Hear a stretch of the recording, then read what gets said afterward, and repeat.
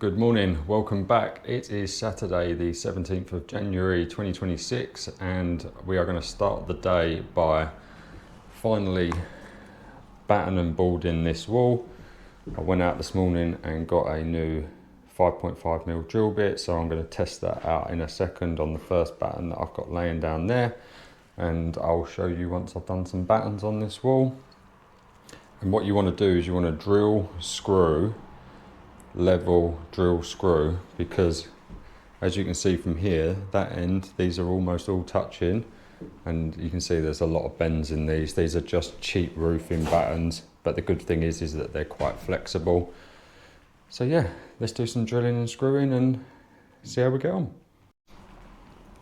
Right, so we have put all the battens on the wall. It is as easy as holding up your first one, drilling the hole, holding it in place, screwing it in, putting your level on it, making sure that it's absolutely bang on. Same on this one, bang on. Yep, and then going all the way across. Don't worry too much about this bit. Yes, there is movement in it, but as soon as we put the plasterboard on that, that will strengthen that up massively. And now I've pulled the 3 sheets of plasterboard that I have out, and the first job is going to be to put that one on there, level it up, make sure it's in line. So we're doing it in line with the top of the top batten, which should then mean it goes a little bit lower than the bottom batten. And then this one will end up being a cut sheet. But yeah, I'll put them on and show you how we get on. Right, so you can see that I've used the offcuts of the battens to prop this board up. Now, people can get really defensive about making sure things are level, so that board is just resting there, as you can see. It's as close up to the wall as possible. But when we grab the smaller level and we go up, we can see that the batten is really high that end and is much lower that end. But when you get your level,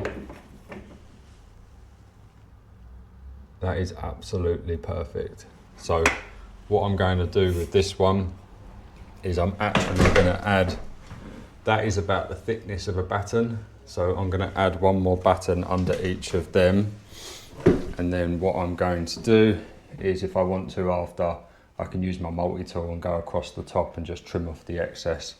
But like I say, the reason that we are battening and boarding this wall is because in front of here is going to be wardrobes, and hopefully we'll be able to hide the boiler inside a wardrobe as well. So yeah, let's lift that up one more batten and start screwing that to the wall. Right, so we have now put them 3 boards up. The last one ended up being 710mm, which covered the end of the batten, so just made it look a little bit neater. Obviously the plumber can trim this back quite easily if he needs more space for the boiler each side, but I've given him, well, about 650mm, measuring our last boiler, the current boiler, that's 450, so I'm hoping that that's more than enough room for him.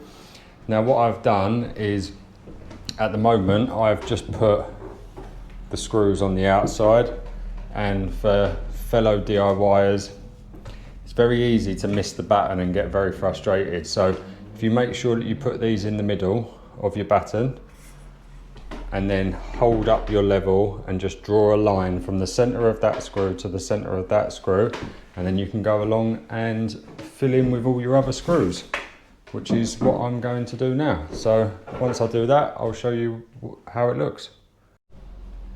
And this is what it looks done. So as you can see over here, I literally just draw a line from the middle of that one to the middle of that one. Bang, put your screws in. Doing this whole bit, so 2.5 sheets, just over 2.5 sheets. I didn't miss the batten once, which is what you want to do, because otherwise you're just going to find yourself getting frustrated with it. Make sure that the screws are done up nice and tight, but also that they haven't pulled through the paper. So they're below the surface, but they haven't pulled through the paper, which is nice. We've got a lovely clean edge there. Now what I'm going to do is I'm actually going to start raking some of the cracks so that before the end of the day we can put some filler on.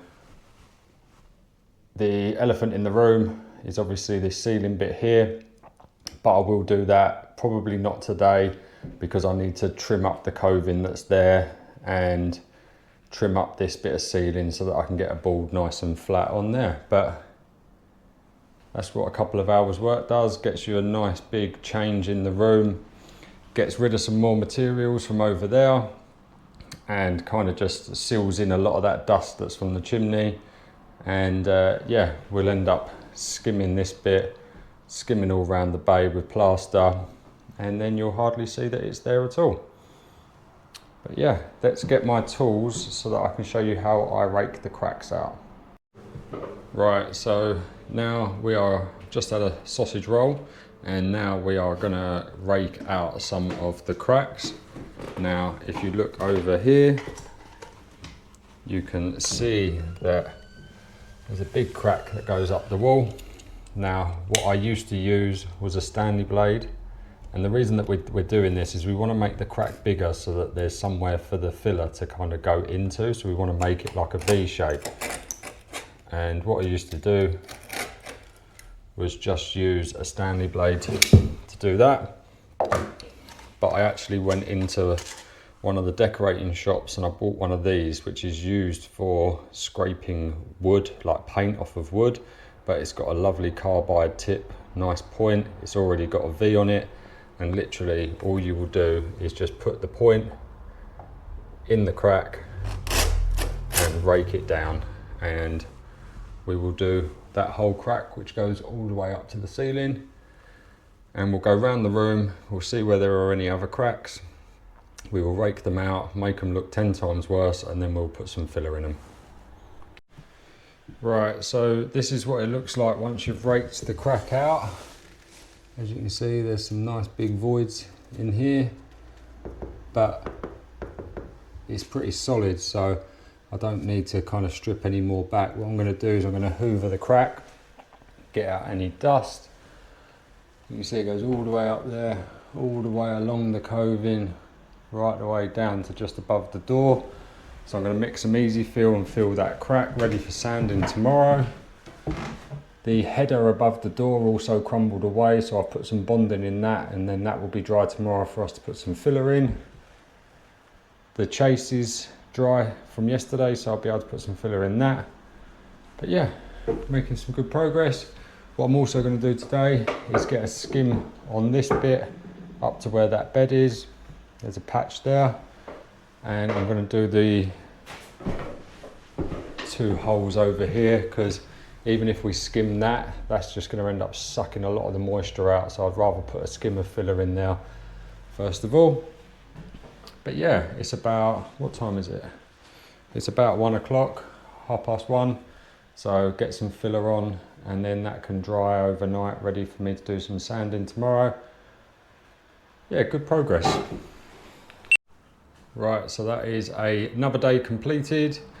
And it's about 2 o'clock now, so I'm going to edit this video and get it sent out, because I have done the first layer of filler in that big crack, so that will be drying nicely.